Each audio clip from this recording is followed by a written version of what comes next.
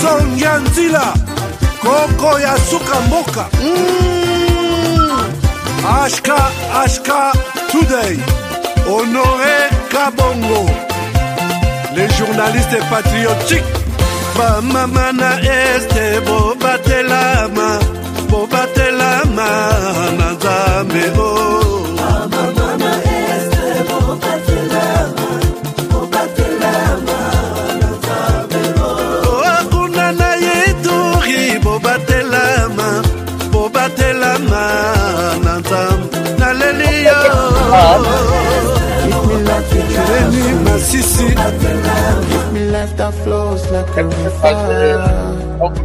Imaginez que vous possédiez une part du rêve américain, une maison au Texas où le soleil brille et où les opportunités abondent.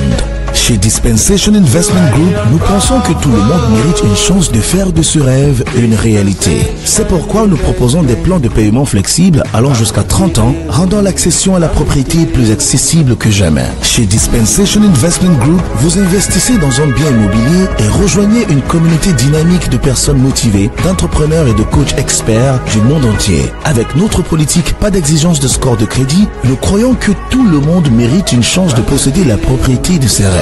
Contactez-nous dès aujourd'hui pour en savoir plus. Dispensation Investment Group. Accédez à votre rêve américain. Dispensation Investment Group.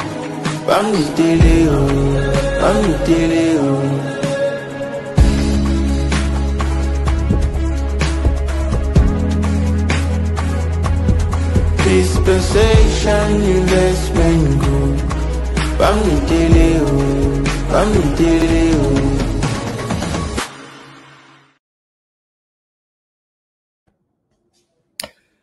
Alors, madame, messieurs, bonjour, bonsoir, bienvenue à ce nouveau numéro de votre magazine HK Today. Nous sommes aujourd'hui le 21 octobre 2025. Dans ce nouveau numéro, nous allons vous faire un numéro plus ou moins spécial. Nous l'avons intitulé aujourd'hui Soki Botali bien à titre Nabiso, Tokomi Yango Tolobi, ça chauffe, vraiment ça chauffe. Na ba boule de feu ya minene entre Joseph Kabila Kabange et Moïse Katumbi Chapwe. Qu'est-ce qui se passe? Ici, je vais vous ramener sur les conclaves ya Nairobi. Qu'est-ce qui s'est passé? Et je vous ramène, nous allons voir et découvrir tout ce qu'il y a eu comme dessous, il y a carte. C'est que les conférenciers de Nairobi ne vous ont pas dit. Peut-être ils nous ont dit des choses, mais une partie. Mais peut-être une autre partie nous a été peut-être cachée. Nous allons essayer de découvrir ça aujourd'hui. Je vous salue partout où vous êtes. Merci d'être au rendez-vous toujours dans nos émissions. Merci d'aimer les émissions, de les partager à beaucoup de personnes pour que notre message soit largement partagé et que les Congolais soient en mesure de comprendre comment évolue la situation politique, sociale et économique en RDC et surtout dans la région de Grand Lac. Alors, aujourd'hui, je parle bien, vous avez vu derrière moi, il y a des gens sûrement sur l'écran. Nous allons parler de ces gens. Qui sont-ils? Qu'est-ce qu'ils font derrière? C'est autour de ça que nous allons tourner notre émission d'aujourd'hui. Alors, pour commencer, je vais vous donner quelques détails. Bon, les sujets, ce n'est pas celui-ci. Je pense que je vais vous donner un autre sujet. Le sujet qui est sur l'écran n'est pas celui dont on parle aujourd'hui. Je pense que je vais corriger ça tout à l'heure là et je vous reviens. Mais pour commencer, je pense que je ne suis pas seul dans cette émission d'aujourd'hui. Je suis avec la personne que vous avez toujours sollicitée. Vous me l'avez recommandé, vous avez posé la question, monsieur Honoré, est-ce que tu peux encore faire venir Maître Roger Mikobi? Maître Roger Mikobi est avec nous. Je vous invite à les suivre et à l'accueillir aussi. Je suis en ligne avec Maître Roger Mikobi. Est-ce que Maître Roger Mikobi, vous êtes avec nous?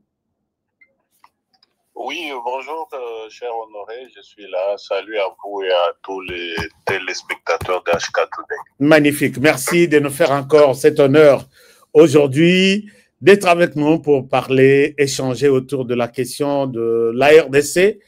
Question, il y a RDC qui nous préoccupe, qui fait mal par moment. Il faut toujours chercher des personnes comme Maître Roger pour nous expliquer certains tenants et aboutissants de la situation qui traverse la RDC aujourd'hui. Aujourd'hui, nous avons fait appel à vous puisque nous voulons encore en savoir un peu plus par rapport à la situation qui s'est passée à Nairobi. Entre la conférence dirigée par Moïse Katumbi Chapwe et selon certaines sources, ils sont en plein processus de divorce. Alors que ça ne fait pas longtemps, Katumbi et Kabila étaient bras dessous, bras dessus. Qu'est-ce qui s'est passé? Vous avez quand même eu la chance de tomber sur certaines informations. Maître Roger, est-ce que vous êtes aussi au courant que Kabila, Joseph et Katumbi Moïse sont en plein processus de divorce, comme moi? Merci beaucoup pour la question. Ouais. Je crois que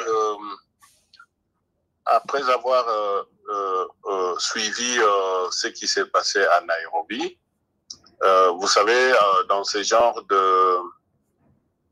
d'activités, dans ce genre d'événements politiques, il y a toujours le dessous de cartes ou les non-dits. Et ces non-dits-là, pour les comprendre, il faut rentrer un peu en arrière pour fixer l'opinion, à comprendre d'où nous sommes partis pour arriver à Nairobi. Allez-y. Tout le monde se souviendra que M. Kabila a fait son comeback politique il y a quelques mois en arrière, en débarquant tambour battant sur le territoire du M23. Par le M23 pour assumer officiellement ce qui était dit avant par Félix Tshisekedi, que le M23 c'était lui, l'AFC.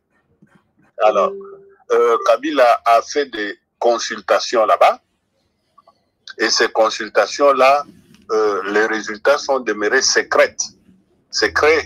Personne n'a jamais su quelles sont les conclusions de ces consultations que Kabila était allé faire à Goma et à Bukavu. Ok. C'était des consultations qui ont abouti à un mythe, à un secret que personne ne savait.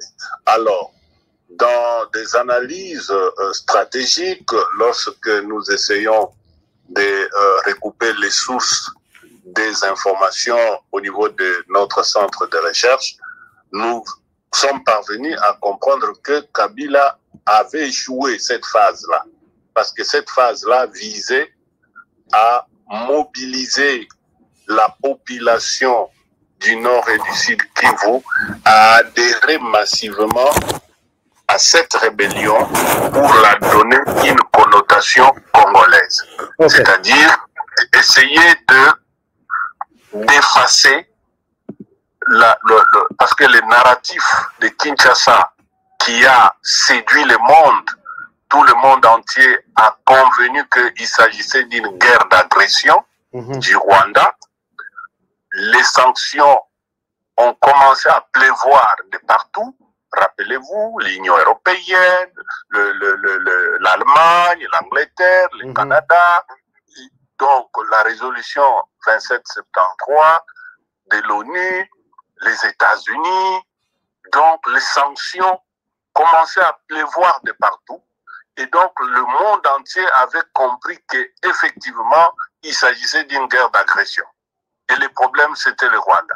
C'est en ce moment-là que Sir Paul Kagame a sorti son joker, Joseph Kabila, pour le lancer sur le terrain, pour essayer de stopper l'hémorragie et redonner à cette guerre d'agression un visage congolais.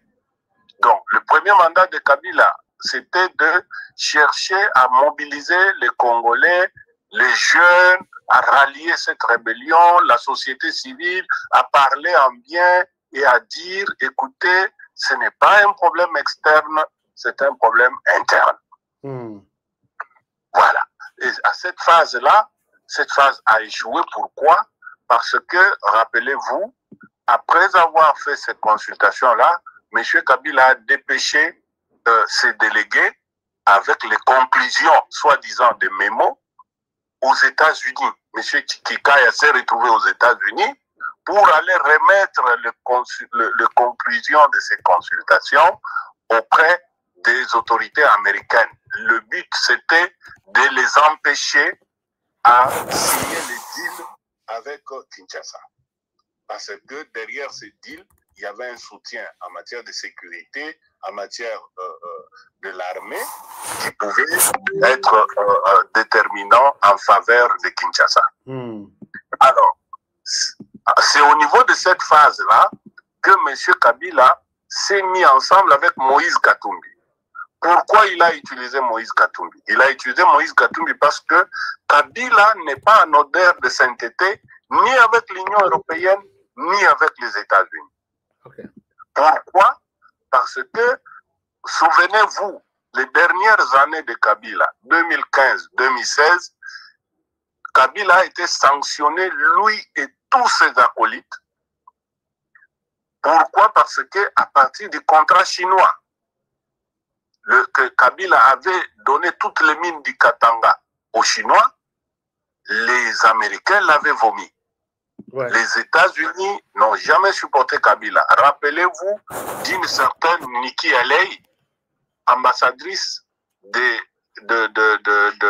États-Unis auprès des Nations Unies, ouais, qui était descendue au Congo en 2017 pour dire ouvertement à Kabila que tu dois partir. Ouais. Tu ne peux pas changer la constitution. Je me rappelle. Voilà, et tu ne peux pas te représenter. Donc, Nanga avait été sanctionné pour détournement aggravé de fonds, corruption aggravée avec l'histoire des machines à voter. En 2018, il a été sanctionné par l'administration américaine.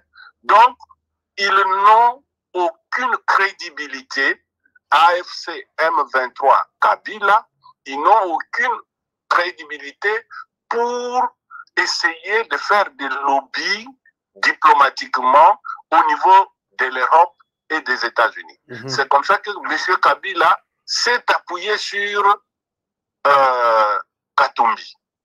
Parce que Katumbi a des réseaux de juifs et des réseaux de démocrates au niveau des États-Unis. Ouais. Alors, Kabila et Katumbi se sont rencontrés à Addis Abeba. Ils ont réuni la stratégie pour lancer cette attaque-là. Et le chef de l'État l'a dit récemment en Belgique qu'ils se sont déployés comme jamais auparavant, ouais, pour tenter de stopper tout ça. Et M. Kabila, sachant que Katumbi a aussi est en odeur de sainteté avec l'Église catholique, la Senko. Et la Senko aussi s'est mêlée dedans. Alors, lorsque l'étape du deal, la démarche tendant à empêcher le deal a échoué, Kabila est rentré dans son laboratoire pour essayer de changer de calcul. Changer de calcul maintenant en isolant Moïse Katumbi et en récupérant, je crois que c'est ce que je vais devoir te dire. Bref, je voulais d'abord planter ces décors un peu, oui, avec un recul pour que ceux qui nous suivent comprennent quelle est la stratégie du retour de Kabila, que la première phase, c'est celle que je viens de vous décrire, et oui, cette phase-là a échoué. Alors, donc je comprends que après toutes ces manœuvres de Kabila, il a dans sa tête l'idée d'être conservateur du pouvoir en RDC. Vous êtes aussi d'accord avec moi?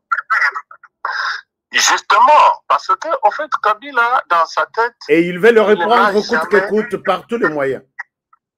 Kabila n'a jamais dit que c'était fini pour lui. Kabila est dans une obsession du pouvoir. Kabila, on lui aurait dit, je ne sais pas par qui, il détient un pouvoir testamentaire sur le Congo.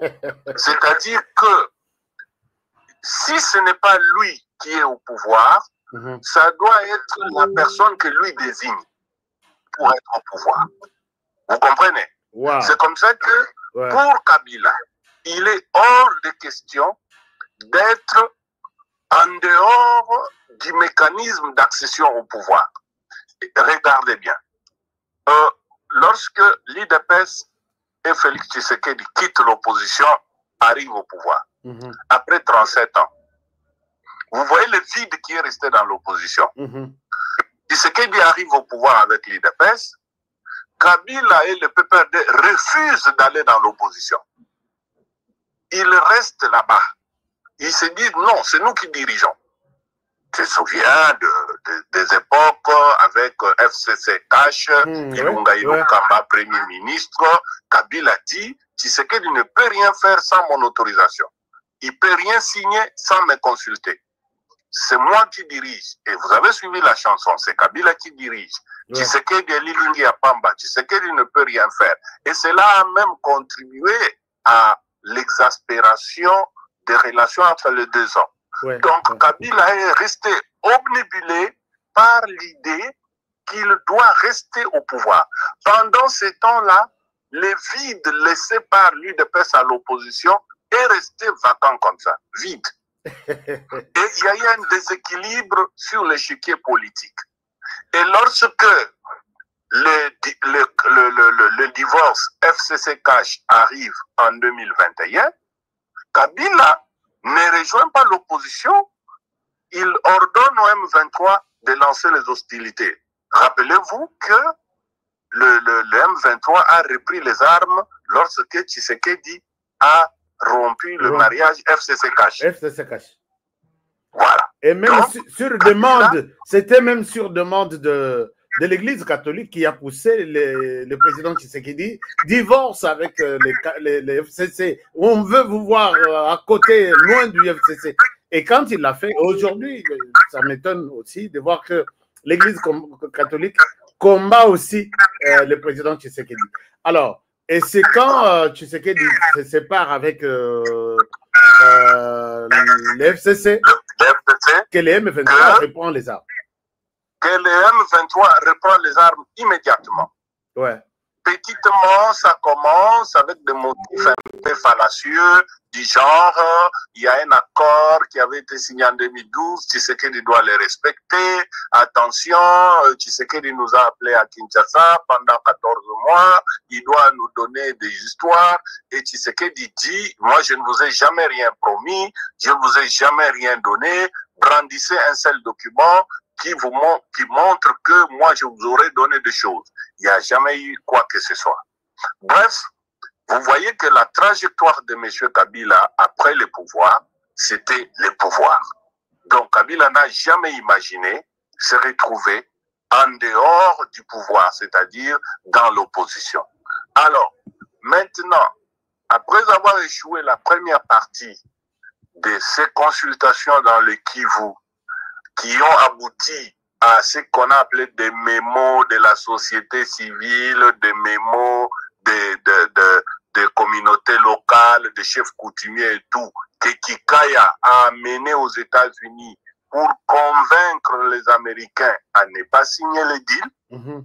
Quand ils ont constaté l'échec, Kabila s'est rendu compte qu'en réalité, Katumbi ne pouvait rien lui apporter de ce point de vue-là. Et du coup, il se décide... Et du coup, il décide maintenant de lui faire un coup. C'est-à-dire quoi? Alors on commence par là. C'est là que notre sujet devient de plus en plus intéressant.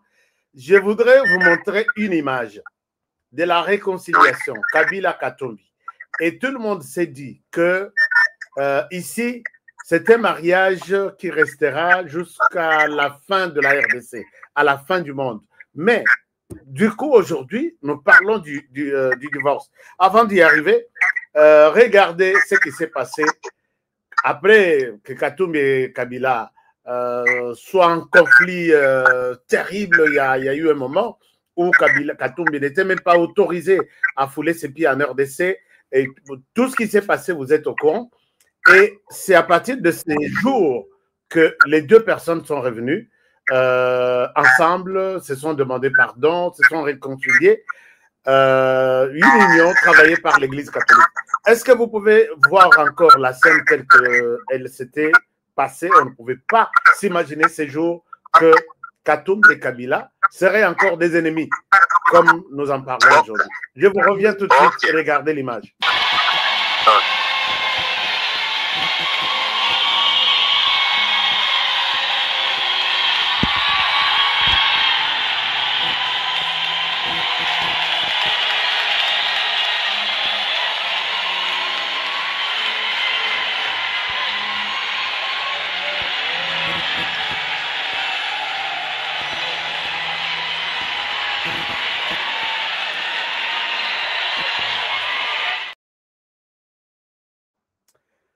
Et voilà, c'était toute une fête ces jours-là. Et toute la province parlons du Grand Katanga était en ébullition. Les deux fils du Katanga se sont réconciliés. Mais aujourd'hui, Maître Roger Mikobi, vous nous parlez d'un coup organisé par Joseph Kabila contre Moïse Katumbi et les divorces est en cours. Je ne sais pas si c'est déjà scellé. Pourquoi arriver jusqu'à ce niveau-là? Vous avez la parole. Ok. Dans l'image que vous venez de mettre, vous avez souligné quelque chose de très important. C'était sous la supervision de la Senko, l'Église catholique. Oui.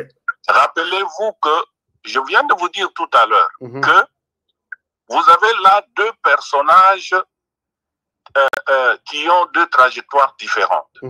Kabila, criblé par des sanctions, il ne peut pas mettre ses pieds en Occident, il ne peut pas avoir une emprise diplomatique, une dynamique diplomatique pour peser contre Félix Tshisekedi, mais il a des réseaux militaires, des réseaux avec le service de sécurité, des réseaux avec le Rwanda. Ça, c'est Kabila.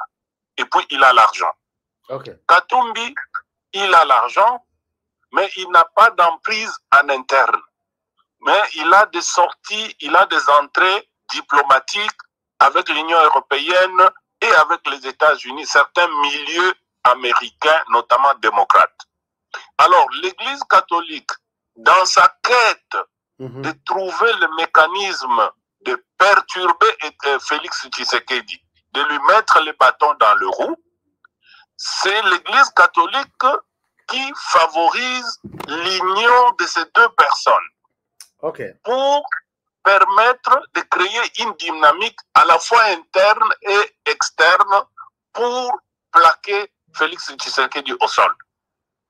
Ça, c'est le calcul de l'Église catholique. L'Église catholique, avant d'organiser cette réunion-là, vous avez vu M. Ambongo débarquer à Kingakati, tenant un serpent avec Mme Olive Lembe Kabila, en train de lui confesser tout l'amour que les prélats ont pour Kabila et son couple et sa famille. Vous vous rappelez de l'image? Cette image, vous ne l'avez pas. Cette image-là, voilà, cette image-là, c'est d'avant la réconciliation Kabila-Katumbi.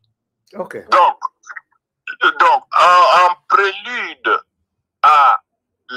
aux élections de 2023, l'Église catholique était à la recherche d'un ticket qui pourra le permettre de se débarrasser de Félix Tshisekedi. Alors, comme ils ont une bonne relation avec Katumbi, des relations un peu tumultueuses avec M. Kabila, alors ils ont voulu profiter de l'apport de l'un et l'autre en les mettant ensemble. Et vous avez vu presque toute la Senko aller jusqu'à Kachobwe, au village de Katumbi, et être reçu par M. Katumbi, vraiment dans le grand amour. Vous avez vu M. Katumbi débarquer à Kinshasa, à la paroisse Saint-Raphaël, et M. Ambongo, en pleine messe, lui demander de se lever et de le présenter à l'église tout entière en pleine messe, lui demander d'applaudir pour lui. Ouais, je me rappelle. Je dois voir l'image. C'est des choses qui n'ont jamais été vécues dans l'histoire de l'Eucharistie. Vous voyez ce que c'est. Ce n'est pas un prêtre qu'on présente, ce n'est pas un évêque de notre diocèse qu'on présente, c'est un simple fidèle venu communier, participer à l'Eucharistie. Donc, cette réconciliation-là était faite, organisée, favorisée par les équipes de M. Ambongo, M. Mouteba Fulgence, M. Ncholet, au nom de l'Église catholique. Et je voudrais ici, parce que la dernière fois, quand nous avons été sur votre plateau ici, j'ai vu que certaines personnes nous reprochaient de charger l'Église catholique. Non, non, nous parlons de M. Ambongo, M. Mouteba et M. Ncholet qui parlent au nom de l'Église catholique. Et l'Église ne s'est jamais désolidariser d'eux. Nous nous demandons à ceux qui pensent que ces gens-là n'engagent pas l'Église de les désavouer, de faire un communiqué pour dire que l'Église n'est pas concernée ni de loin ni de près par les positions politiciennes de M. Ambongo, M. Ncholet et M. Mouteba, et que cela n'engage que leur propre personne. Et comme l'Église n'en parle pas de cette manière, voilà. À ce moment-là, on pourra être à mesure de dissocier les deux. Alors, après l'échec de Washington, l'échec de bloquer les deals, et donc de bloquer l'appui sécuritaire et tous les retombées que la RDC attend du deal avec les Américains, M. Kabila change. Il dit, je dois me rentrer dans une dynamique intérieure. Et dans la dynamique intérieure, il y a deux personnes qui sont des figures majeures de l'opposition, partant des élections de 2023. Ces figures-là, le premier c'est Katumbi et la deuxième figure c'est Fayulu. Alors, comment faire pour rentrer dans une dynamique interne, prendre le contrôle de la vie politique interne pour évincer Tshisekedi, pour l'évincer de l'intérieur, parce que dans le plan du Rwanda, il n'est pas seulement un problème militaire, mais il faut aussi créer une dynamique interne pour essayer d'avoir la même mise du Rwanda sur les institutions du pays. Alors, maintenant, Kabila s'est dit, si je rentre comme ça avec Katumbi, qui va prendre le devant? Or, moi, je suis l'héritier testamentaire du pouvoir au Congo. Qui le lui a donné? Je ne peux pas m'aligner. Oui? Qui le lui a donné? Qui lui a donné ce pouvoir-là? Ça, c'est la question que vous pouvez poser à tous les téléspectateurs qui nous suivent. De la me dire, oui. Mais attends, j'ouvre une petite parenthèse, cher Honoré. En 2018, il y a eu élection. À l'issue de cette élection, nous avions 3 candidats majeurs. Félix Tshisekedi, Martin Fayulu et Ramazan Ishadari. Tout à fait. Ramazan Ishadari, poulain de, que dis-je, dauphin de M. Kabila. Ok. À l'issue de cette élection, Félix Tshisekedi est proclamé vainqueur. Nous avons vécu tout ce que nous avons vécu. Quand Kabila est rentré en contradiction avec Tshisekedi, Kabila et Nanga, qui ont organisé l'élection, ils nous disent, attention, Félix Tshisekedi n'avait pas gagné. C'est moi, Kabila, qui l'avais désigné par patriotisme. Ok? Mais ni Kabila, ni Nanga, personne ne vous cite le nom de celui qui a gagné. Pourquoi?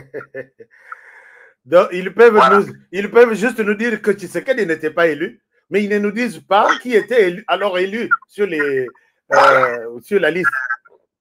Voilà, parce que Kabila doit nous dire deux choses. La première des choses, Tshisekedi n'a pas été élu, donc Tshisekedi n'a pas gagné. Ok, nous mettons de côté. Maintenant, nous restons avec la deuxième chose, c'est les gagnants. Les gagnants, c'est qui? Entre Fayulu et Shadari. Kabila, voilà, il doit nous désigner quelqu'un. Dès lors qu'il désigne quelqu'un, c'est-à-dire que lui, maintenant, il est hors jeu. Donc, ça devient un élément étranger à cette élection-là. Mais pour garder la main sur le pouvoir, Kabila Kabila entretient un mythe pour dire oui, Tshisekedi n'a pas gagné, c'est moi qui lui ai donné le pouvoir. Non, non, avant que tu lui donnes le pouvoir, dis-nous alors qui a gagné. Comme ça, toi, tu te mets de côté, on te décharge de cette histoire. Nous restons avec Tshisekedi et les gagnants. Ouais. Kabila ne cite pas. Personne n'a jamais cité. Je crois que les téléspectateurs de HK Today qui nous suivent, si quelqu'un peut avoir une déclaration, un communiqué de M. Nanga ou de M. Kabila ou de quiconque qui aurait dit que, en dehors de Félix Tshisekedi, qu'ils disent qu'il n'a pas gagné, qui aurait gagné alors? On cite le nom de cette personne-là. Jamais, jamais, je n'ai jamais vu cette déclaration. Pourquoi? Parce que dans son obsession du pouvoir, dans son illusion d'avoir hérité d'un pouvoir testamentaire ad vitam aeternam sur le Congo, Kabila s'est dit, si j'ai dit que X a gagné, Y n'a pas gagné, c'est-à-dire moi je sors du jeu. Ouais. Alors pour garder la main sur ce jeu, je dois être celui qui dispose du mythe, que tout le monde court après moi.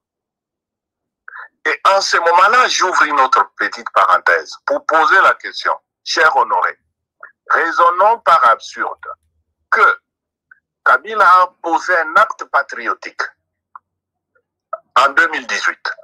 Lui qui a pris le pouvoir, il a donné à Félix Tshisekedi. Il a arraché le pouvoir entre les mains d'un inconnu qu'il ne veut pas citer et il a donné à Félix Tshisekedi par patriotisme, comme disent ses supporters. Ouais. Ok. Donc c'est un bon acte, n'est-ce pas? Et ils disent que Kabila, il aime le pays, il a facilité une transition pacifique et une passation civilisée du pouvoir, ainsi de suite. Bravo. Alors, si nous arrivons en 2018, par le même patriotisme, admettront-ils que Félix Tshisekedi aussi désigne son successeur et il lui donne le pouvoir? En 2028, vous voulez dire? En 2028, je voulais dire, sorry. Voilà. Voilà l'absurdité.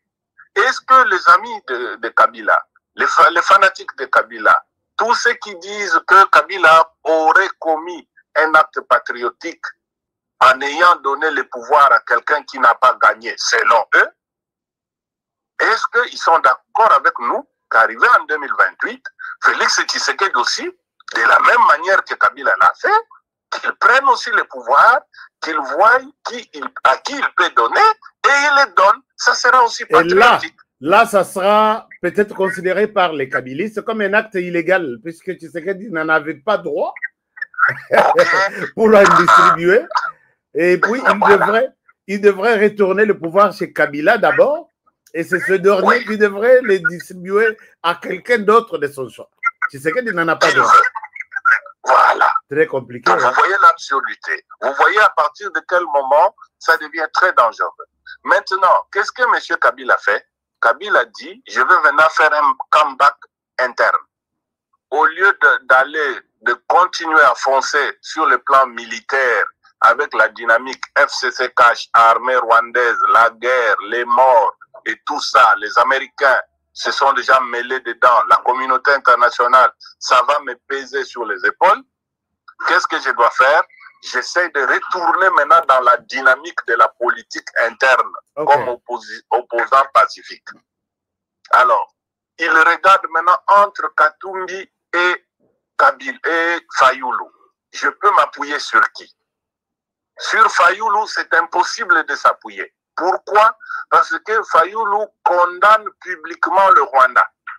Il exige le retrait des troupes rwandaises. Il est opposé à l'agression. Ok.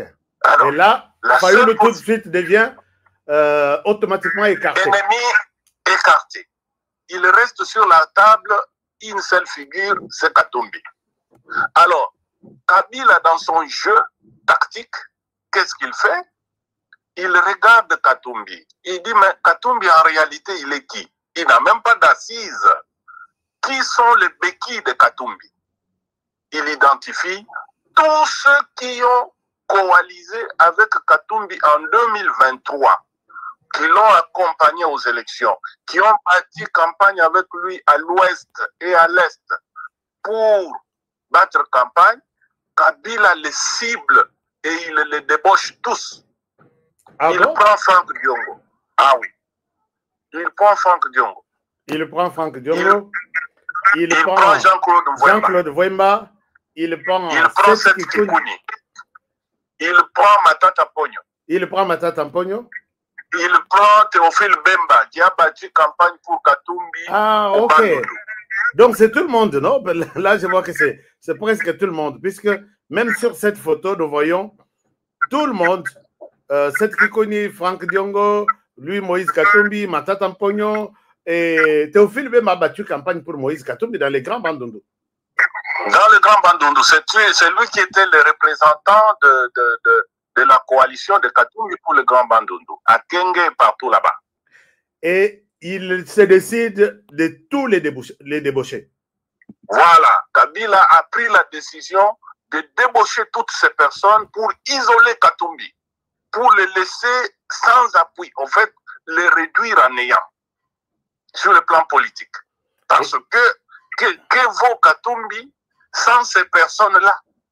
Oui, aujourd'hui c'est fini. Hein? C'est fini si Katumbi n'a pas ces personnes. Je ne sais, bon, Delis Esanga, qui est resté à Kinshasa, peut-être? Non, en fait, Kabila sait que Delis Esanga, c'est quelqu'un qui ne représente pas grand-chose, en fait, qui ne représente rien en réalité, en termes de poids politique. Pourquoi? Vous vous rappellerez qu'en 2018, Delis Esanga est descendu dans son fief, dans le Kasaï, là-bas, quelque part, pour battre campagne pour Fayoulou. Et il était avec Katumbi. Et pendant qu'il y était, dès qu'il a mis ses pieds là-bas, la population l'a encerclé. Et lui ont dit, tu dis seulement un mot ici, tu cites Fayoulou, nous te lapidons, tout de suite. Accepte que tu vas battre campagne pour Tshisekedi, tout de suite. Sinon, on va te lapider.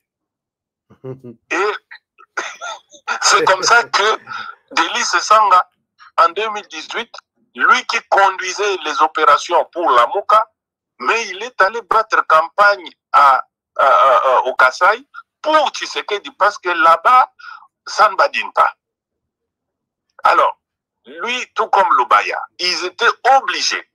Et vous allez voir qu'en 2023, pour s'être entêté à aller battre campagne contre Tshisekedi, il n'a pas été élu.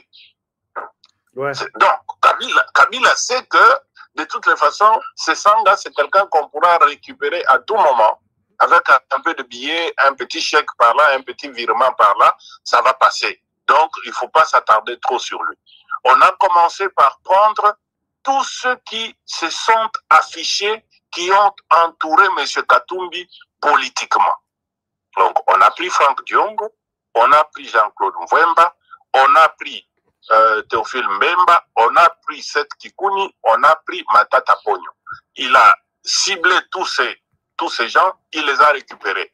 Si bien que Katumbi est resté aujourd'hui seul avec son ensemble. Et donc, c'est ce qui justifie l'absence de Katumbi à Nairobi. Nous nous sommes dit pourquoi Katumbi n'a pas rejoint Kabila à Nairobi. Est-ce qu'il y a un problème? Est-ce qu'il n'est pas, il n'est pas d'accord avec les contenus même de cette conférence? Et finalement, Katumbi se rend compte que tous ses disciples ont été récupérés par Kabila. Qu'est-ce qu'il a fait? Voilà, en fait, Kabila, je vous dis, non, la démarche de Kabila est celle-là. Kabila a tenté... Mais du côté Katumbi maintenant, du côté Katumbi, comment il a réagi? Non, Katumbi a réagi de manière virulente. La première des choses, Katumbi n'a fait aucun communiqué sur l'histoire de Nairobi. Vous avez vu? Il n'a pas communiqué du tout. Il n'a pas du tout communiqué. Il ne cite pas cette histoire. Il s'accroche à sa Senko. Il demande le dialogue Senko.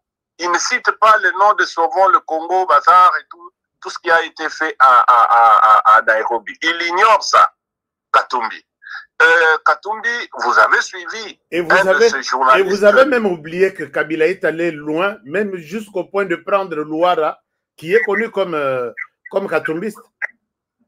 Voilà, il a pris celui-là, et celui-là, vous avez suivi avant-hier, il a dit il a critiqué publiquement Katumbi pour dire Katumbi ne veut pas s'unir avec les autres, il veut être solitaire, c'est un égoïste, il est encore temps pour lui de changer, de venir rallier. Ah bon? Voilà. Donc, il taxe Katumbi d'être, de faire le cavalier solitaire et de se considérer comme le centre du monde. Mais là, c'est sérieux. Voilà. C'est sérieux Et quand Louara crache comme ça sur son chef. Donc, Kabila a réussi le coup. Kabila a réussi le coup. Voilà, vous savez comment ça se fait avec la classe politique congolaise. Il suffit de quelques petits billets par là. Et voilà. Et 100 000 $, c'est quoi? Kabila et j'entends même parler de 100 000 $ qui seraient donnés à chacun des katumbistes qui ont quitté Katumbi pour rejoindre Kabila.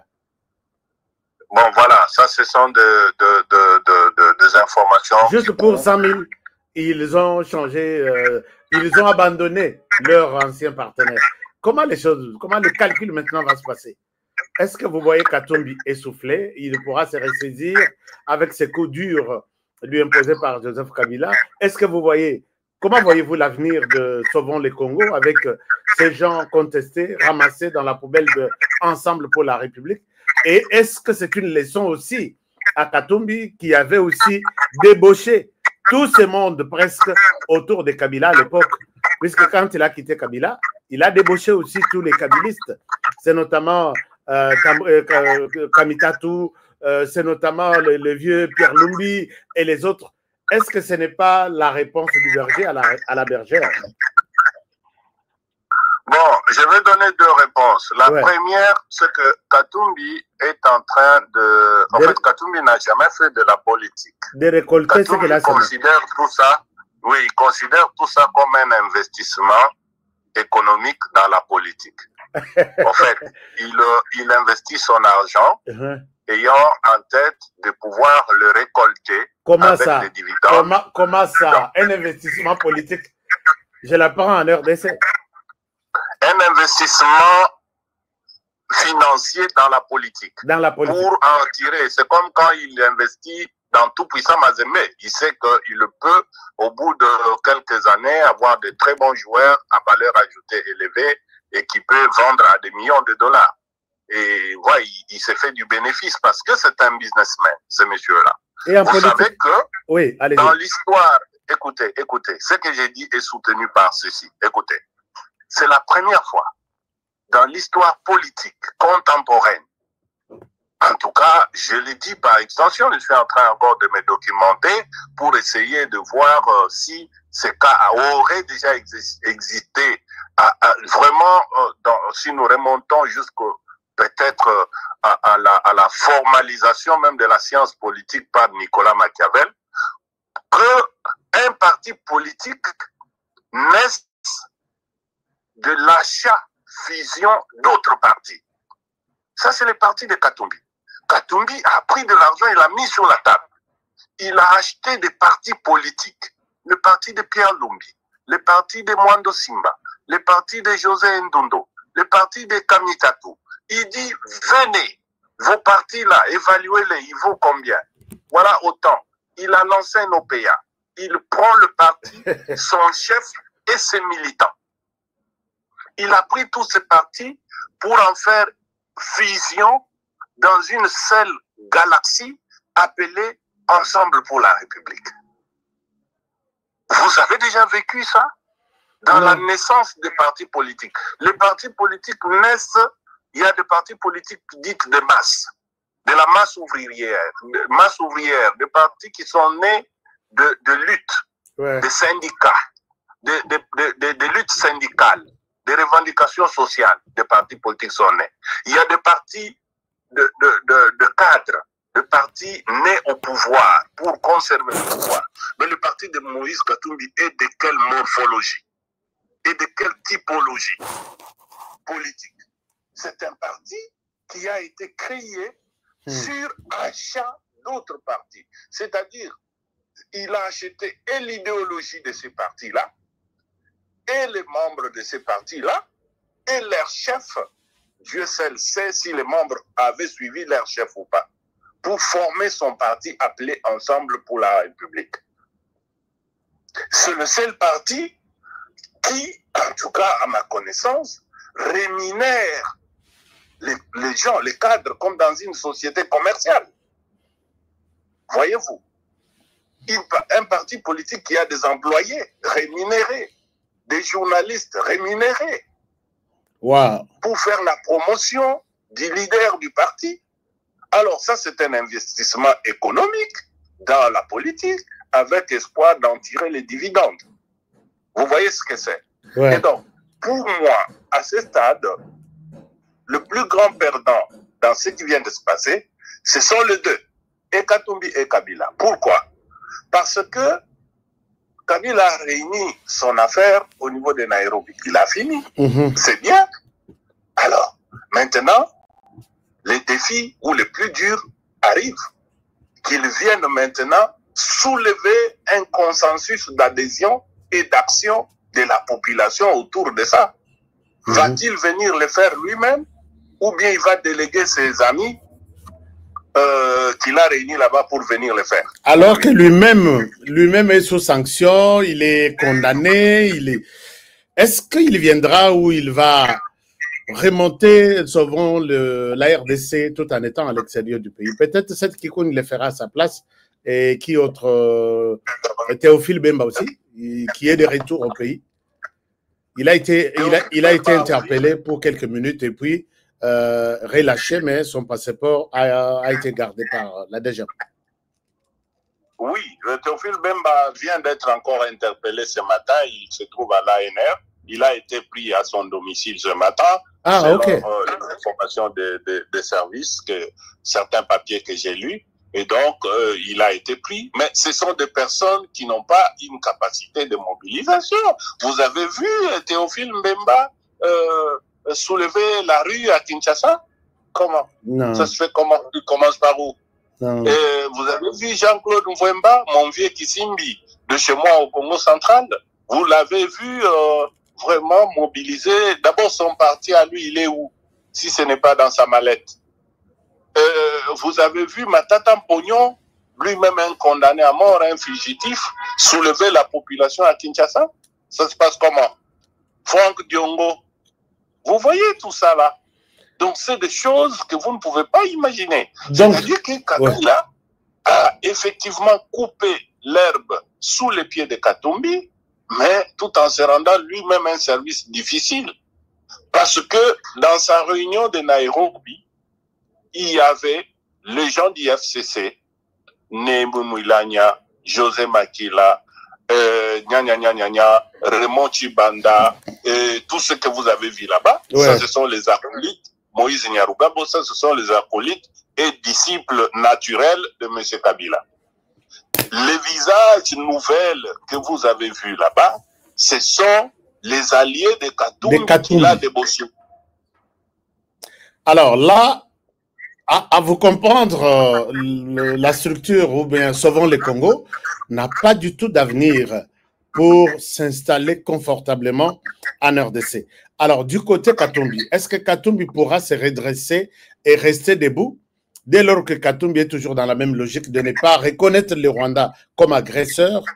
Il est loin de Félix Tshisekedi et il ne pourra pas s'approcher de Fayoulou. Fayoulou qui garde la même position de pointer le Rwanda comme agresseur. C'est que Tshisekedi accepte, d'ailleurs, il le dit, que je pourrais faire les dialogues avec ceux qui reconnaissent que notre agresseur, c'est d'abord le Rwanda, qui tue, qui pille, ainsi de suite. Donc, Katumbi se retrouve maintenant un peu écarté à tous les niveaux. Au niveau de Kabila. Oui. Katumbi écarté, Katumbi isolé, parce que sur le plan politique, parce qu'il y a toujours, il faut toujours mettre en tête des dynamiques. Oui. La dynamique interne de la politique, c'est-à-dire soulever l'adhésion populaire, un consensus d'adhésion pour peser dans la rue et dans l'opinion interne, ou se rattacher aux mamelles de l'armée rwandaise à travers la marmaille RDF, AFC, M23. Okay. Or, tous ils ne veulent pas assumer qu'ils sont avec les RDF M23.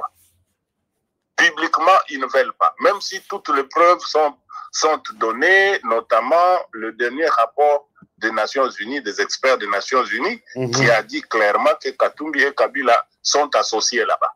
Okay. Alors, Kabila étant militaire, étant quelqu'un qui connaît les rouages de ces histoires-là, il sait déjà que c'est sans avenir. Prendre le pouvoir à Kinshasa en faisant progresser l'armée rwandaise jusqu'à Kinshasa, venir prendre le pouvoir, c'est utopique. Kabila l'a déjà compris. C'est comme ça qu'il a changé le fusil d'épaule pour essayer de retourner dans un schéma interne à se greffer notamment au fameux dialogue que la Senko réclame pour peser à partir du dialogue et revenir dans le circuit. Parce que pour Kabila, il est hors de question de se considérer comme étant hors du pouvoir. Ok. Alors, oui. Maintenant, au milieu de Katumbi et de Kabila, il y a un homme qui a une chance énorme d'émerger et de soulever la population à adhérer à sa démarche, c'est Fayoulou. Okay. Parce que Fayoulou est resté constant à condamner l'agression, il est resté constant à dénoncer les armes, tout celui qui prend les armes contre la République, mais Fayoulou, malheureusement, il est incapable de se détacher de Mamel de la Senko. Son malheur, c'est de toujours vouloir exister par la Senko. Okay. Comme il ne sait pas que cette Senko, dans l'opinion, toutes les analyses stratégiques prouvent que Senko est dans les connivences prouvées avec Katumbi, Kabila, M23, Kagame et tout ce qui va avec. Parce que il y a M. Mouteba qui a Orbi et Orbi dit publiquement que nous avons été financés même par les gouvernements rwandais pour organiser le fameux dialogue, pacte, tout ce qui va avec pacte social, bazar. Pacte social, oui. Voilà. Ce pacte-là a eu le financement, entre autres, du Rwanda. A dit Senko, le président de Senko, M. Mouteba. Et donc, Fayoulou ne comprend pas que ces gens-là ont leur agenda attaché au Rwanda. C'est ça, ce qui fait défaut. Est-ce que là, vous voyez l'Église catholique appuyer Fayoulou ou appuyer Katumbi, ou fera en sorte que Fayoulou et Katumbi puissent se retrouver derrière l'Église catholique, par exemple? Peut-être, ils peuvent faire en sorte que, bon, écoutez, nous ne pouvons pas faire autrement. Essayons de racoler les morceaux entre Katumbi et Fayoulou pour consolider la dynamique interne et mettre en isolement M. Kabila et sa logique armée. Or, tous, même les catholiques-là, ils savent qu'ils ont très peu de chances de plaquer Tshisekedi au sol par la lutte politique. Donc, ils veulent à tout prix qu'ils aient une branche militaire qui va toujours agiter le spectre, soit d'un coup d'État, d'un assassinat ou d'un de Tshisekedi par la force. Ils sont obligés de s'accrocher de part et d'autre. Et en même temps, l'Église catholique n'a jamais condamné le Rwanda. Donc, ils vont se retrouver, ils vont faire en sorte que Katumbi puisse ne pas se retrouver seul, être isolé, vient rencontrer Katumbi, Fayoulou, malgré sa position vis-à-vis du Rwanda. Mais toi, tu vas peut-être profiter de ses électeurs, ou comment dirais-je. Donc, Fayoulou a défi ça, combattant, militant, ADF Sabango na Katumbi pour que Katumbi se ressaisisse et puisse conquérir peut-être d'une manière ou d'une autre. Donc les calculs, Voilà. les années, il y a match, il y a Léopard. Hein. Calcul. Donc voilà comment l'équation se complique parce que on dit toujours tel est prix qu'il croyait prendre. Monsieur Kabila, en faisant son calcul politique de cette manière-là, il avait oublié qu'il était en train de se refermer lui-même dans un piège. Et au même moment, il était en train de discréditer toutes ces personnes-là sur qui il s'est appuyé. Parce que ces personnes-là ne peuvent pas, Franck Diongo ne peut pas venir à Kinshasa, par exemple, venir dire aux Kinois, écoutez... Sortons, marchons, disons non à Tshisekedi, il doit quitter. À Tshisekedi en faveur de Kabila. Ouais. Ça ne peut pas passer. Voilà. Donc, en fait, il a avalé un gros morceau qui ne peut pas traverser la gorge. C'est très, très difficile d'ingurgiter une telle tasse de vinaigre. Même chose avec Jean-Claude Voimba, même chose avec, bon, peut-être Seth Kikouni. Mais avec tout ça... Non, même Seth Kikouni ne peut pas... Mais attends, Seth Kikouni est ici tout le temps, non? Qu'est-ce que Seth Kikouni peut vraiment faire en termes de... Je vous dis que Kabila devait soit s'associer avec Martin Fayoulou et Katumbi pour dire, écoutez, les convaincre tous que laissez-moi la place, moi je prends le devant, alignez-vous derrière moi, allons chercher un consensus d'adhésion de la population pour que moi je revienne. Et la population demandera tout ça pour ça. Donc, vous là, vous êtes allé encore chercher dans la morgue politique Monsieur Kabila pour nous le ramener ici. Ça ne va pas tenir. Ça ne tiendra pas. Alors, Kabila tente de se frayer son propre chemin en débauchant ceux qui font ou qui ont fait la force de M. Katumbi pendant son aventure de 2023. Et Kabila espère que ces personnes-là peuvent mobiliser à l'intérieur pour lui, pendant que lui continue à raffiner certaines stratégies militaires ou militaro-sécuritaires en complicité avec le Rwanda pour peut-être passer par un coup d'État, quelque chose comme ça, tout en ayant une sorte de blanchisserie comme quoi il était opposant politique. Alors, et que voilà, par exemple, un groupe de militaires a fait un coup d'État et puis il s'est retourné pour dire, bon, voilà, nous cherchons parmi les politiciens, nous ne sommes que des militaires, nous n'allons rien faire, nous avons mis Tshisekedi hors jeu, venez vous les politiques, venez prendre le pouvoir. À ce moment-là, Kabila réapparaît. Alors là, je pense que c'est une formule encore très difficile à comprendre. Est-ce qu'il faut conclure ici que Tshisekedi, la réunion de Nairobi, tout ce qu'il y a comme réunification de l'opposition, ils étaient en train de préparer la victoire de Tshisekedi sur le plan politique. Apparemment, Tshisekedi en sort tête haute, gagnant, invincible, devant toute cette galaxie de forces mises en place. Est-ce que vous confirmez aussi cela, qu'ils ont rendu Tshisekedi beaucoup plus encore puissant, ou Tshisekedi reste fragile, reste faible, malgré leur division? Non, sur le plan politique, je vous ai dit d'entame de cet échange, je vous ai dit la première erreur commise par Kabila. Kabila n'a jamais été dans l'opposition, il ne peut pas faire l'opposition. En 2019, lorsque Kabila a quitté le pouvoir, il avait fallu pour lui et tous ceux qui croyaient en lui et tous ceux qu'ils avaient comme ancrage encore dans la population, il aurait fallu pour eux de se retirer du pouvoir et de rentrer dans l'opposition.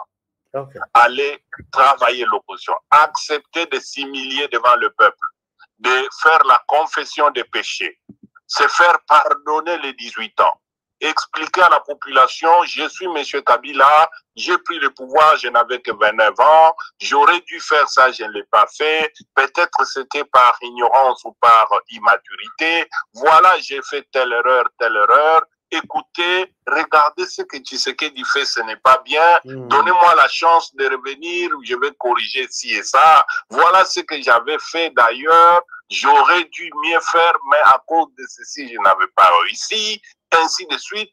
Kabila devait accepter de traverser les chemins de la croix politique pour obtenir la rédemption de tous ces péchés politiques et attendre le bon moment, c'est-à-dire construire une alternative contre Félix Tshisekedi. Ouais. Ce n'est pas ce que Kabila a fait. Kabila est resté dans un orgueil à croire que, c'est comme j'ai dit, qu'il est revêtu d'un mandat divin de rester au pouvoir tout le temps au Congo. Okay. Parce qu'il dispose, c'est lui qui détient le testament, c'est lui le début et la fin du pouvoir au Congo. Donc c'est lui l'alpha et l'oméga du mécanisme d'accession au pouvoir en RDC. Ça, c'est dans l'illusion de Kabila. Et ses supporters savent, voilà, est-ce que vous pouvez vous imaginer qu'au jour d'aujourd'hui, après toutes ces années-là, il n'y ait personne capable de dire, moi aussi, je vais prendre le devant. Il y a beaucoup de gens. Il y a beaucoup de gens au sein du FCC, de l'Alliance, je ne sais pas moi quoi, l'AFC, du bureau, comment on appelle ça, Sauvons le Congo. Mais pourquoi tout ce monde ne voit que Kabila? C'est ça la question fondamentale. Parce que c'est ça, donc on revient toujours à la case. C'est Kabila qui leur dit, écoutez, le pouvoir m'appartient, c'est à moi de prendre la tête de tout ce que vous organisez. Le pouvoir m'appartient. Kabila dit que le pouvoir l'appartient. Il est l'alpha et il est l'oméga du pouvoir au Congo. C'est d'ailleurs pour cela, je vous ai donné une anecdote, une petite question simple. Ouais. Kabila dit que Tshisekedi n'a pas gagné les élections. Ok. Est-ce que toi-même, Kabila, tu étais candidat? Non. À partir de quel moment, toi, tu n'étais pas concerné dans le jeu, tu es venu départager les compétiteurs pour désigner celui qui doit te remplacer? Ok. Maintenant que tu n'en veux plus, tu veux te débarrasser de lui. Mais monsieur, commence par nous dire, alors qui avait gagné? Oui. Il ne cite pas. Pourquoi il ne cite pas? Pourquoi il ne nous dit pas que c'est Fayoulou qui avait gagné? Ou bien il ne cite pas que c'est Chadari qui avait gagné? Il nous dit seulement, non, Tshisekedi n'a pas gagné. Donc, Kabila avait resté dans une posture où vous devez croire à un mystique qu'il incarne, lui. Il détient le levier magique pour actionner, faire de X président ou de Y non président. Alors, à sa volonté. Je pense que c'est très bien. Merci, Maître Roger Mikobi, pour les explications claires de cette réalité aujourd'hui politique en RDC. Nous sommes à la fin de cet échange pour aujourd'hui. Est-ce que vous pouvez nous résumer, peut-être pour les Congolais qui nous ont suivis en retard, ce qu'a été la synthèse de vos idées, beaucoup d'idées que vous nous avez partagées aujourd'hui. Qu'est-ce que les Congolais peuvent retenir? Ou vous avez un message, si réellement vous avez un message, à qui vous l'adressez aujourd'hui? Est-ce qu'au président Kabila? Est-ce qu'à Moïse Katumbi? Est-ce qu'à Martin Fayoulou? Est-ce qu'à l'Église catholique? Est-ce qu'au président Tshisekedi? Et nous allons terminer avec l'émission pour aujourd'hui. Merci beaucoup. D'abord, la synthèse. La synthèse, c'est qu'aujourd'hui, les Congolais, pourquoi nous intervenons au niveau de notre centre? Nos recherches, nos études, nos papiers sont des analyses stratégiques pour lire en temps réel l'évolution de la situation et informer aux Congolais de savoir qui fait quoi et pour quel but. Parce qu'il est temps que le Congolais arrête d'être distrait, de laisser leur pays entre... Ce pays appartient à tout le monde. Ce pays n'appartient pas à un groupe d'individus qui ont le droit de se réunir dans un coin et de décider de la destinée du plus grand nombre. Non. Alors, M. Kabila, sa démarche qu'il vient de faire à Nairobi, il s'agit du deuxième plan après avoir vu l'échec du premier plan. Le premier plan, c'était le plan de guerre, le plan militaire. Il était question pour lui de mobiliser l'adhésion des populations du Kivu à l'est là-bas pour effacer l'image de l'agression. Et deuxièmement, empêcher la signature du deal économique auprès des Américains. Okay. Il a trouvé qu'aujourd'hui, la voie militaire est sans issue. De toutes les façons, personne ne veut de la guerre. Personne ne veut. Kabila va s'exposer vraiment dangereusement s'il continue à préconiser la poursuite de la guerre. Il sera ciblé. Alors, il veut donner maintenant, il a actionné le deuxième plan, celui de la dynamique interne, faire l'opposition en interne et passer par le dialogue Senko pour revenir dans le jeu. Ça, c'est le plan Kabila. Et pour y arriver, il s'est choisi les moyens. Il a checké parmi les concurrents qui peuvent les résister en face. Il a commencé par balayer toute la cour de Katumbi pour isoler Katumbi. Et arriver, par exemple, dans ce dialogue-là qui se tiendra, en position d'être celui qui a fédéré le plus de politiciens derrière lui. Parce qu'au jour d'aujourd'hui, après Nairobi, Katumbi est resté un individu seul, avec son seul parti ensemble. Mais là, Katumbi, je ne pense pas qu'il lâchera, puisqu'il va mettre ses moyens en jeu, aller chercher des résidus au niveau de l'opposition, et il pourra encore s'acheter quelques-uns. Hein. Bon, on va voir, ils sont où? Ils sont où? Peut-être. Il y a Jean-Marc Kabound. Il y a Jean-Marc Kabound qui n'est pas. Dans un ultime rebondissement, il peut chercher Jean-Marc Kabound et peut-être surfer sur les frustrations de Vital Kamerhe, essayer de tenter quelque chose avec eux pour faire une coalition et peser. La politique en RDC. La politique en RDC, si on vous explique et que vous arrivez à comprendre, donc on vous a très mal expliqué. Merci beaucoup, maître. Donc à ce jour, le message maintenant, je voudrais lancer un message notamment aux autorités, au président de la République, et dire attention. Maintenant, M. Kabila, il ne faut pas prendre à la légère ce qu'il a fait. Ce qu'il a fait, c'est que il mise sur ces dialogues-là, et ces dialogues-là, il faut en tenir les tenants et les aboutissants. Tout à fait. Les contrôler pour ne pas y subir ce qui est préparé. Et dans ce cas, il faut avoir beaucoup de rectitude, beaucoup de finesse dans la lecture des événements. Il faut que le conseiller tout autour, toute la machine qui fait des analyses stratégiques puisse avoir une lecture nette et cibler les gens pour que ces personnes-là ne puissent pas être, comment dirais-je, hors de contrôle lors du dialogue. Parce que de ces dialogues-là sortira aussi des options majeures, même sur la Constitution de la République. Okay. Parce qu'aujourd'hui, il y a maintenant un consensus. Tout le monde veut le changement de la modification de la Constitution. Mais les gens disent, on veut la modification de la Constitution, mais Tshisekedi ne l'efface pas. Voyez-vous? Donc, on va, par exemple, les gens de Nanga et les autres, ils disent ils veulent faire un État fédéral. Un État fédéral suppose le changement de la Constitution. Mais comment vous voulez changer? Ils disent on veut un État fédéral, mais on ne veut pas le changement de la Constitution. Voilà. Ils disent non, ok, nous, quand nous viendrons, c'est nous qui allons changer pour instaurer un État fédéral. Mais vous vous battez contre Tshisekedi parce qu'il veut changer la Constitution. En même temps, vous voulez venir changer. Voyez-vous?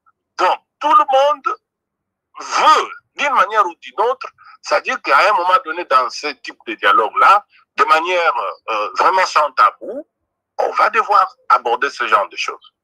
Alors, il faut une très, très bonne préparation minutieuse. Il faut une lecture vraiment en finesse, et lire les choses vraiment de bas vers le haut, en quelque sorte, ou de manière oblique, pour comprendre qui se cache derrière quoi. Et c'est le travail que nous faisons au niveau de notre centre de recherche en études sur la question congolaise. Nous essayons de comprendre les faits et gestes de chacun d'eux. Alors, il faut maintenant aux Congolais de rester mobilisés et en même temps renforcer les dynamiques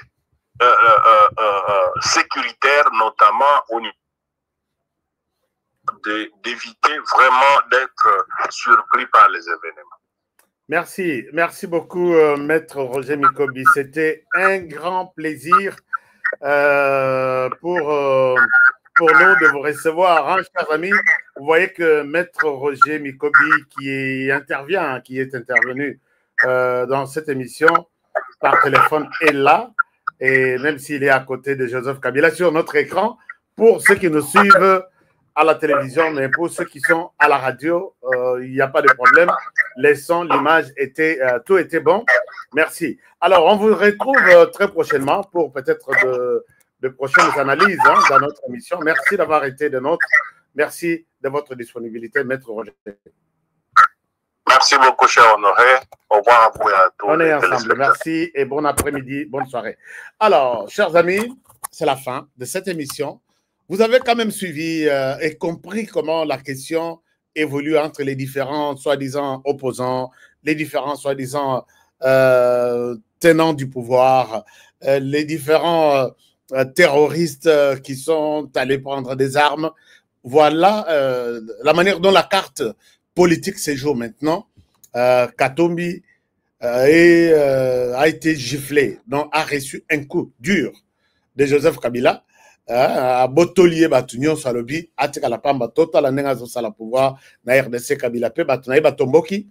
Alors balobi, comment tu peux organiser une conférence yo lobby au sali conférence oye kozwaka batu yanga bato yanga, puisque tout le monde là eza bato nyonso Katumbi azalaki na bango na période de campagne électorale, et voilà que Kabila ne visait que sur ces gens. Donc, comme vous pouvez le voir, Matata, Katumbi Moko, Franck Diongo, Seth Kikoni et tous les autres, Jean-Claude Wemba qui n'est pas sur cette photo, et les autres, donc, Ezalaki, FCC élargi, c'est-à-dire FCC Azuba membre Yassika. C'est notamment Ndenge Tutangi Bango, membre ya Moïse Katumbi, et ça chauffe. Katumbi va-t-il digérer ça? Départ ya batouana, bande la kotsomba batumususu, pour qu'il y ait la force pour conquérir ou soit court-circuiter Tshisekedi na ba plan na Azanango. Et je pense que Tshisekedi a un boulevard. Il a changé la constitution, il a un boulevard.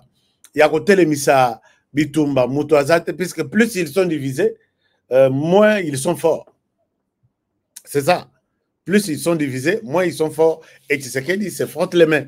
Alors, donc, c'est par ici que nous arrêtons aujourd'hui avec cette réflexion. Merci de nous avoir suivis. Merci de votre fidélité. Je voudrais également vous rappeler des petites choses avant de continuer. Des loteries, je vous demande de Bochana Nonase. Les départements d'État, Nabatutu et immigration américaine sont encore en discussion. L'Icolo est à $1. Tofutisa $1, Tofutisa T. Ils vont se prononcer peut-être cette semaine. Dès qu'ils se prononcent, nous allons aussi vous confirmer ce que nous devons faire. Et puis, il y a également les dossiers à TapTapSend. N'oubliez pas que quand vous envoyez votre argent sur TapTapSend, vous avez besoin d'un code promo. Code promo, c'est HK Today. Lisez très bien cette histoire. Est-ce qu'il faut la séparer en haut? C'est HK Today, votre code promo. Vous avez votre Force One et vous avez l'été miracle. La solution pour ça, c'était ici. Alors, pour le reste, aux anaposa ya kozwa terrain na yo, il faut le rabiso, to songayo sans problème. Moi, je vous laisse par ici, avec espoir de vous souhaiter une très très bonne soirée. et vous souhaitez une bonne émission et avec espoir de vous retrouver demain dans un nouveau numéro. Merci d'avoir été des nôtres. Au revoir et à la prochaine pour le prochain numéro. Bonne soirée chez vous. Capitale de la République démocratique du Congo. Ici, au cœur de la ville, une opportunité rare s'offre à vous. Des terrains prêts à bâtir, déjà lotis, bornés et sécurisés par les services du cadastre. Chers amis, je suis ici à Kinshasa, capitale de la République démocratique du Congo. Je me retrouve ici à Kimwenza. Je suis venu voir pour vous. Moi, j'ai toujours aimé voir avec mes yeux et non avec les yeux des autres. Nous sommes à proximité directe de la grande rocade de Kinshasa, cette autoroute moderne qui relie Njili Brasserie, l'aéroport et traverse jusqu'à Ngaliema. Un emplacement stratégique qui place votre futur terrain au centre du développement de la capitale. Ici, nous sommes, tout est déjà loti, tout est déjà bien cadré par les services de cadastre. Regardez autour, des avenues tracées portant des noms inspirants comme l'avenue de l'Arbre du Bonheur ou encore l'avenue des Pommes Rouges. Et tout ça, ce sont des parcelles sur l'Arbre du Bonheur. Tout est organisé, tout est planifié. Ici, vous n'achetez pas un simple espace, vous investissez dans un avenir structuré. Imaginez, votre maison familiale, moderne et sécurisée, en plein cœur de Kinshasa. Un espace commercial prospère, placé au carrefour des grandes voies. Ou encore un complexe résidentiel ou sportif, avec terrain de football, piscine et zone de loisirs déjà prévus dans les plans. Alors là, c'est le terrain de football. Oui, le terrain omnisport. Là. Omnisport, là. C'est vraiment avec des gradins synthétiques. Okay. Et ici, basket. Il y a la piscine, salle de jeu. Donc ça, c'est le complexe sportif. Okay. Voilà. Ça, ce sont des parcelles commerciales. Okay. Parce que ça se trouve à partir d'ici. Ce projet, c'est plus de 580 parcelles disponibles rien que sur ce site. Et ce n'est pas tout. Nous disposons de plusieurs sites similaires, soit près de 2000 parcelles au total, toutes bornées et prêtes à l'acquisition. Que vous soyez résident en RDC ou de la diaspora au Congo central, au Kasaï, en Europe, aux États-Unis ou au Canada, voici l'occasion de posséder une portion de terre dans la capitale. Documents sécurisés, transparence garantie et accompagnement sur mesure pour chaque acquéreur. Ne laissez pas passer cette chance. Comme on dit, les retardataires ont toujours tort. Contactez-nous dès aujourd'hui et venez découvrir par vous-même ce que beaucoup appellent déjà la Kinshasa de demain. Give me love, sweet, treat me sweet. Give me life that flows like a river. Imaginez que vous possédiez une part du rêve américain, une maison au Texas où le soleil brille et où les opportunités abondent. Chez Dispensation Investment Group, nous pensons que tout le monde mérite une chance de faire de ce rêve une réalité. C'est pourquoi nous proposons des plans de paiement flexibles allant jusqu'à 30 ans, rendant l'accession à la propriété plus accessible que jamais. Chez Dispensation Investment Group, vous investissez dans un bien immobilier et rejoignez une communauté dynamique de personnes motivées, d'entrepreneurs et de coachs experts du monde entier. Avec notre politique pas d'exigence de score de crédit, nous croyons que tout le monde mérite une chance de posséder la propriété de ses rêves. Contactez-nous dès aujourd'hui pour en savoir plus. Dispensation Investment Group. Accédez à votre rêve américain. Dispensation Investment Group.